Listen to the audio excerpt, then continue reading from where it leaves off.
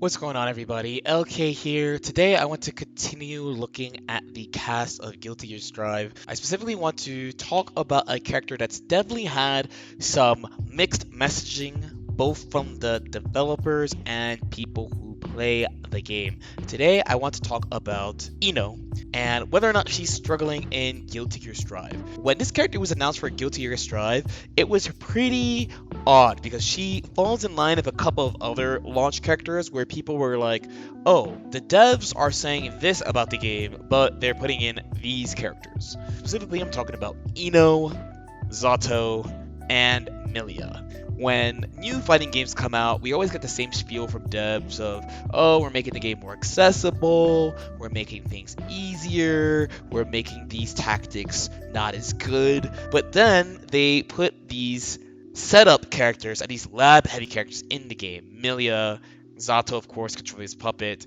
and Ino. All three of these characters are known for being pretty setup heavy and pretty technical characters in the older games. So getting this type of messaging from the developers and then seeing these characters in the game was both odd, but then also for many people a sigh of relief of, oh, like the game is still going to be technical, they're adding technical characters to the game. That being said though, this character is considered to be pretty weak when the game came out. Her peak, as far as I want to say the sentiment of the people who were playing the game, was probably around the October patch, the season 1 patch, right after Jacko came out, the patch that nerfed characters like Soul. At this time, there were people, including myself, I basically thought she was like top 6, top 7 at this time. But a combination of people figuring out how she plays and new characters being added to the game that do very well against her brought the sentiment of how good she was way down. So the first two DLC characters were Gold Lewis Dickinson and Jacko Valentine. So these characters,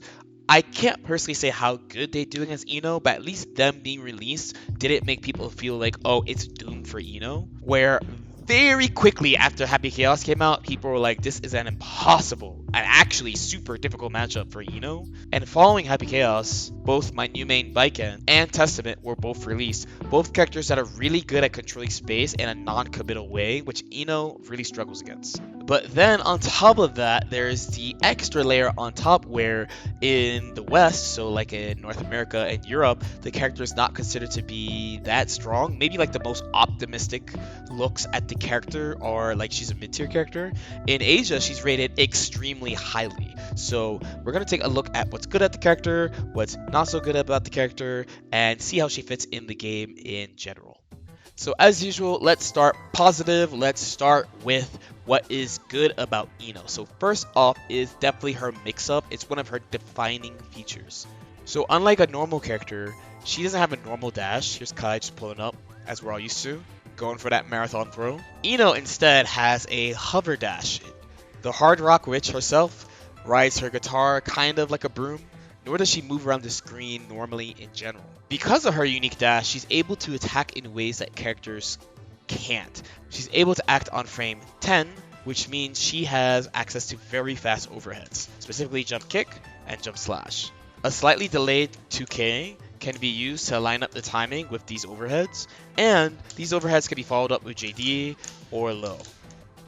In addition, she has easy access to a very strong tactic in this game involving the wall. So typically, if we see Ino here, what happens if you do a lot of damage to the wall, as in multiple long combos, is that the character will be stuck on the wall like this, and if you hit them again, you will break the wall. Just like that. In this case, you return to neutral if you use a normal attack, and you will get a knockdown if you use a super. Now, if for some reason you choose to not break the wall, the person who got comboed actually has some special options here. So I'm going to hold forward, and I can go flying back into mid-screen. That being said though, what if, just what if, instead of doing an air combo, we kept them on the ground for the entirety of the combo before we broke the wall? So here we have Ino doing just that. So here she's going to do a ground string that leaves me on the wall. So even though I'm holding forward, I don't get to go flying. This is called a wall slump. It's a pretty common tactic in this game. But Ino is pretty unique in that she gets it both off her high and low options, where usually characters can only do it off one. You can even see poor Kyle just all slumped, giving up, knowing that he cannot escape the mix-up that's coming. Next, she has a very strong game-winning situation because of the strength of her mix-up. So not only do you have to worry about unseeable high-lows, and also the threat of being kept on the wall, because normally your escape is the wall being broken, but she can keep you there and break the wall at her own convenience, either when she wants to just win the game or wants to go into positive to get even stronger offense to keep going.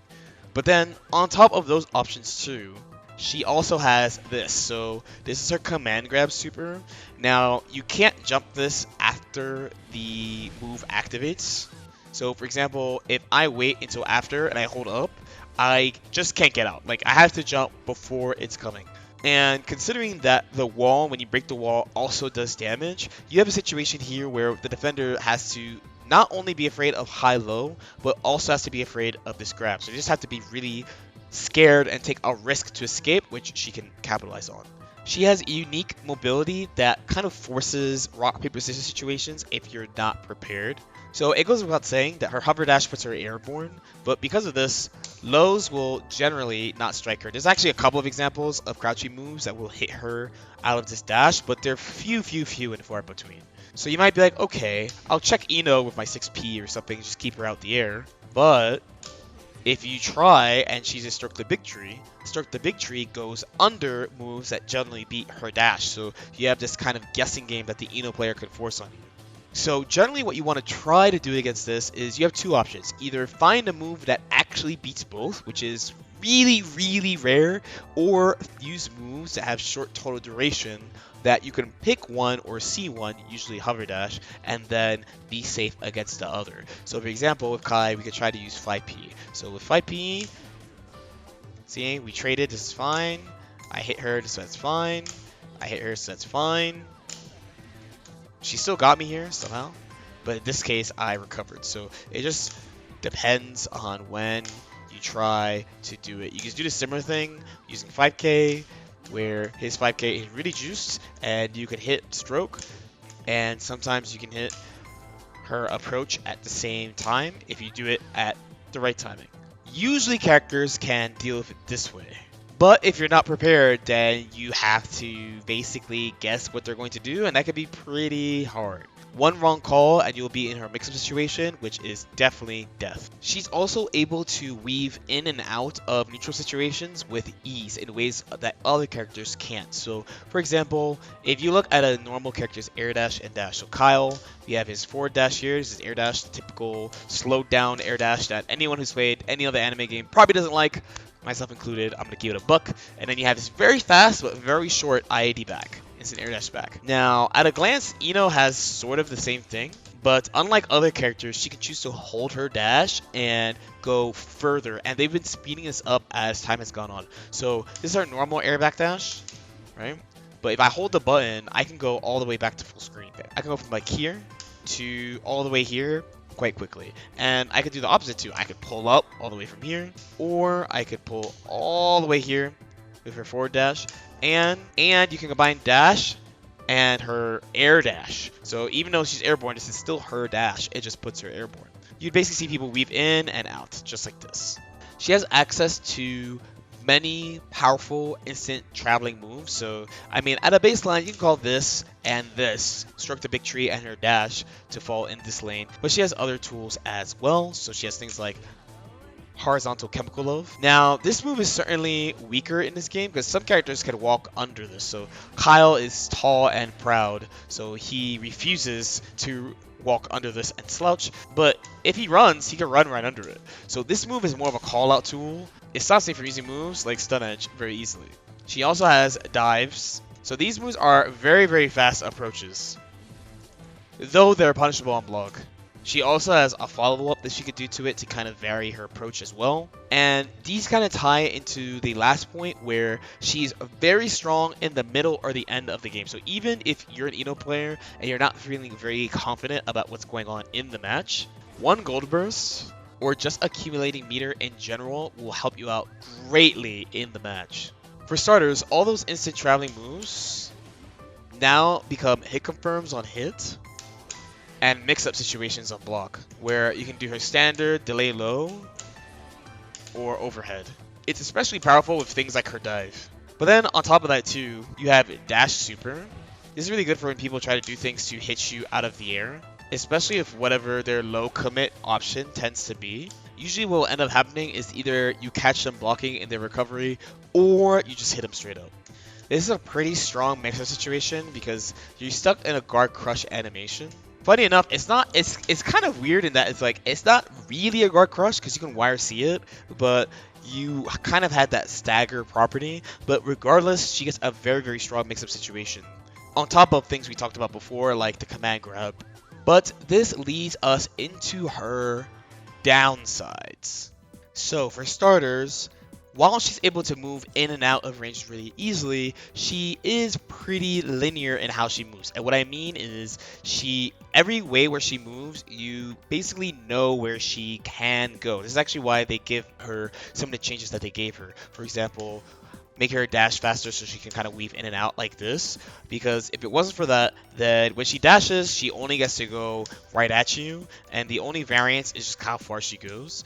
And if she wants to do something to stop you from anti-airing her, she basically only has stroke or some of these buttons like 2S. So if I have a simple recording here of her doing like dash JS and stroke as auto, I could basically see her move at me and use the same move to beat both, which is true pain for Ino, I am sure. This makes it pretty difficult for Ino to move around the screen. She'll have to turtle a little bit more than what she actually wants. And she won't be able to force her game plan, especially since one of the strongest things about her is when she's actually point blank. Next is, many important attacks for her have either dead zones or really long total durations. So one good example is HCL, Horizontal Chemical Love. So as mentioned before, there's some characters that just stand proud and tall and she can just hit them no problem. But for the most part, people can run under it. In the case that it's ran under, it has a really long counter hit time. So this is a massive dead zone. So anyone who's like crouching or already running at her will be able to beat the move. Another one is actually Note. So she's actually stuck in this animation for quite a long time.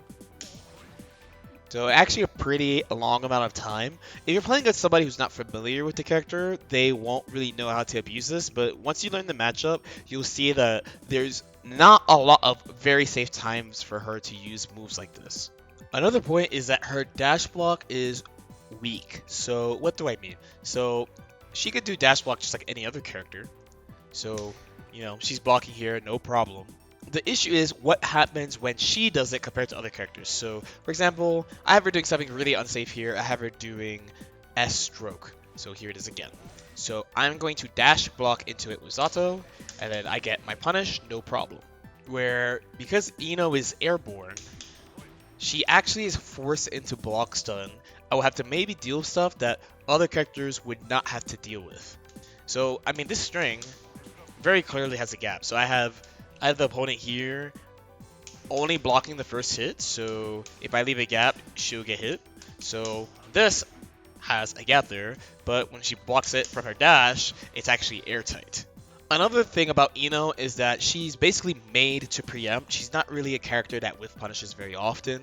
As far as playing, this type of character is pretty fun because you're doing a lot of stuff. You're throwing out moves, you're guessing, you're dashing, you're going in and out. And to be fair, the onus is on the opponent to stop you from doing this. But there's a couple of issues with playing at this pace. So one, you could be doing too much and leaving yourself exposed to the opponent's counterattacks, especially if they're good at dealing with her general game plan.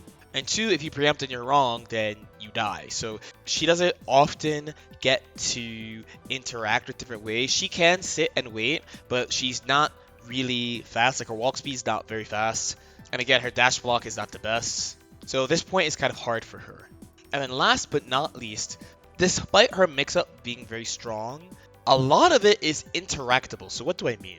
So for example here, I have two recordings. One is overhead into low, and the other one is double overhead. So blocking these could be a little bit difficult, of course. These are 50-50s. But her jump S into jump D actually does have a gap that could be 6P'd. Which encourages you to, of course, do the 2K, but this leads to guessing games on both sides. Once she gets her strongest situations, like wall slump, it could be really difficult for the opponent to do stuff, but in a lot of her block strings, there are gaps. Things like 2K 2D having a gap, for example. You have like 2K into 6H as an option, but even though this is airtight, the 6H is not that fast, so the startup is fast, but the move is 2 hits. So you have things like this. Instant blocking to make it more unsafe. So there's a ton of counterplay against the character.